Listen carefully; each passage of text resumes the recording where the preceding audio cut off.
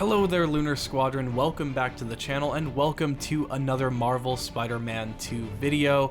Just 2 days ago, we finally received the San Diego Comic-Con story trailer that we were all looking forward to. We ended up being right, and there was a story trailer that was unveiled at San Diego Comic-Con, and it was incredible. But because everyone was so fixated on how incredible this trailer was, a PlayStation blog article flew under the radar which had a ton of really cool story, gameplay, and Venom details, and we're going to break it all down for all of you today. But first, if you're new to the channel, we would love to have you, and the way to do that, go down below this video, click that little red subscribe button, and make sure to click the bell notification button right on next to it. It's going to let you know every single time that Nick and I upload the latest and greatest Spider-Man 2 videos on YouTube. That said, Nick, you ready to get into this one? I just freaking love Spider-Man, man. Me too, Nick. Me too. Let's do it, guys.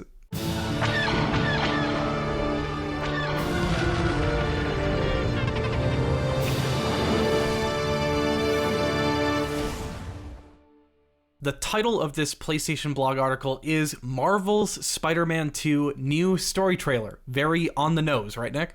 Yes, it sure is, and then there is a subtitle. This was actually written by James Stevenson, who is the community director for Insomniac Games, and he kind of goes to each of the directors who are involved with this game, and he asks them different questions and gets different quotes from them.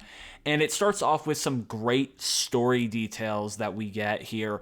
I want to start with this first paragraph where this is a quote from John Paquette, who is the senior narrative director for Spider-Man 2, and he says, "At the beginning of our story, our Spider-Men are at the top of their game. But both Peter Parker and Miles Morales are struggling with their personal lives. Miles is trying to find time to write his college entrance essay. Been there, done that before, Miles, so I relate to you. But he keeps procrastinating and focusing on spider work instead. Meanwhile, Peter is underwater on payments. Poor Peter, he's always just struggling financially. But he is underwater on payments for Aunt May's house, but he can't sell it. It means too much to him. And just like Miles, Peter tries and fails to find balance with so many responsibilities. MJ wants to help Pete with the mortgage, but her job is on the line now that J. Jonah Jameson is back at the Bugle and looking to clean house. Our heroes have arrived at a confluence of crossroads with uncertain futures and some tough decisions ahead." So here we start off this article with a bang. We get some great insight and context as to where the story is currently at when we start with Spider-Man 2, where our characters are currently at. And it's that classic Spider-Man. They're struggling to balance their personal lives, their financial lives with being Spider-Man and having the responsibility to protect the people of New York City and be that friendly neighborhood Spider-Man. So just some great insight as to where we're picking up with our heroes here. You know, one thing that I really like about this game so far, Nick, is how relatable these problems are that all of the characters seem to have. Like, I feel like we can all relate. Like you were saying, Nick, like we've both been there, like in the position of procrastinating a college entrance essay. It's something that's very relatable. Being behind on payments, definitely relatable. Like financial responsibilities, relatable. Like being worried about what work is going to be like for MJ. Like all of these problems are so relatable, and I think it's really going to pull us into these characters just that much more and make us that much more invested in the story that is going to unfold. And speaking about that story, we get a little bit more detail about Kraven's whole position in all of this. The article goes on to say, when Kraven's hunters arrive in the city, it sets off a mystery of why are they there and who and what they are hunting. But as the Spider-Man and MJ dig deeper into Kraven's motivations, the symbiote begins to threaten Marvel's New York and everyone and everything they hold dear. And speaking of that symbiote, we then get a nice new screenshot here of the symbiote in action. Love this screenshot here, Nick. Yeah, and I think this is the location that we were talking about in our trailer breakdown, where we weren't able to figure out where he was at when he was fighting that guy with the bear outfit, and we had kind of speculated that we believed he would come back with the symbiote suit because it looked like further on in the trailer they were in the same location. And to me, Andreas, this looks like the same location. It has that lobby in the background, the text. Like, I think we're dealing with the same location. I just would really like to know exactly what this is. I have a couple ideas, and we've seen some ideas in the comments, but I still just cannot tell exactly what we're dealing with here. And speaking of the symbiote, we get this next paragraph that gives us a little more insight into the symbiote. It says, as many of you noticed in Marvel Spider-Man 2's gameplay trailer from the showcase in May, Peter's new black suit affected his personality and gives him new powerful symbiote abilities. You see bits of that in this trailer as well, and you can see Peter's symbiote powers tax his relationships with Miles, MJ, and Harry. Now, before we continue, there's one thing I want to just kind of throw out there for people to talk about in our comments and for us to maybe even speculate on, is that segment in the story trailer where it looks like MJ is hiding from symbiote Peter. Someone pointed out that it looks like Peter might be like sleeping or something. He looks very like hunched over and limp. And some people are wondering if that is the symbiote like taking over Peter while he's sleeping and like he's like sleepwalking. We've seen that before from the symbiote.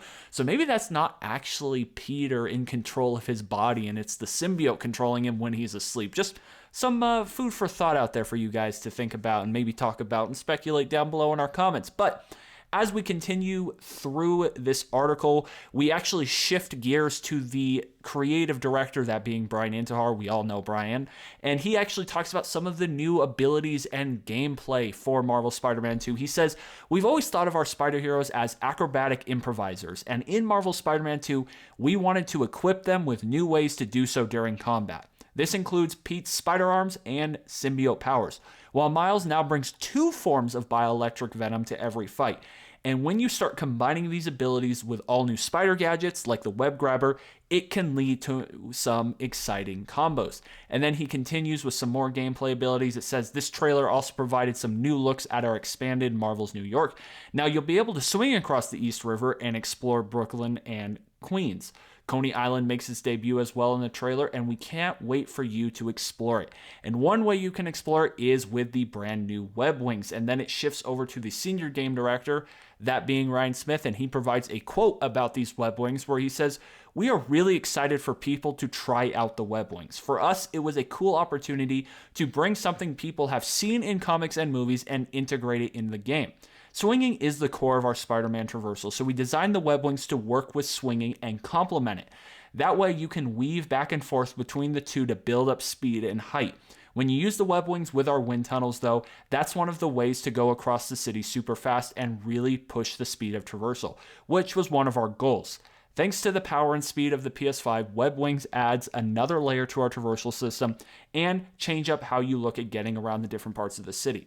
Andreas, this paragraph is one of the most exciting ones for me out of this entire article with these gameplay details, and that talking about how they will be able to combine the web wings with the web swinging, and you'll be able to have different combos and make yourself go faster or higher. I was really excited about this because I've been wondering how they were going to integrate web swinging and web wings, and I was a little concerned that maybe since web wings was a new gameplay feature, we've seen this in other games, that it would kind of take over web swinging, but they assure us here that as any good Spider-Man game, the web swinging is the core mechanic of the travel system in this game.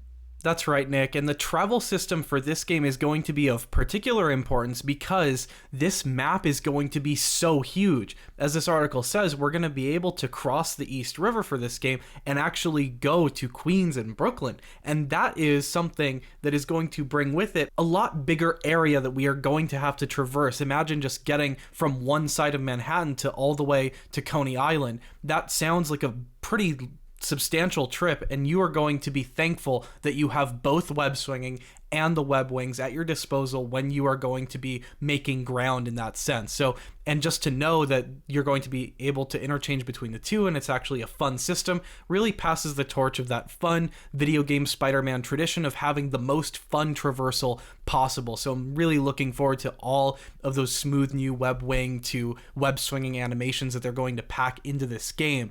But at this point in the article, this is where we kind of shift gears to Venom, and it starts off just kind of by underlining the casting of Tony Todd, which again would love to just point out how perfect of a casting this is. You could tell at the panel that he was really eating up his role as Venom, and he's really enjoying the role that he has inherited. I mean, what a cool role it is, and he's just gonna kill it. Like, both Nick and I know that he's gonna do such a great job as Venom. And then we get a quote about bringing Venom to life in Spider-Man 2. This quote is from Brian Intihar. It says, "Our philosophy has always been that we want to respect the history of the franchise and the Spider-Man DNA, but also not be afraid to mix things up. The same holds true for one of its iconic characters, Venom.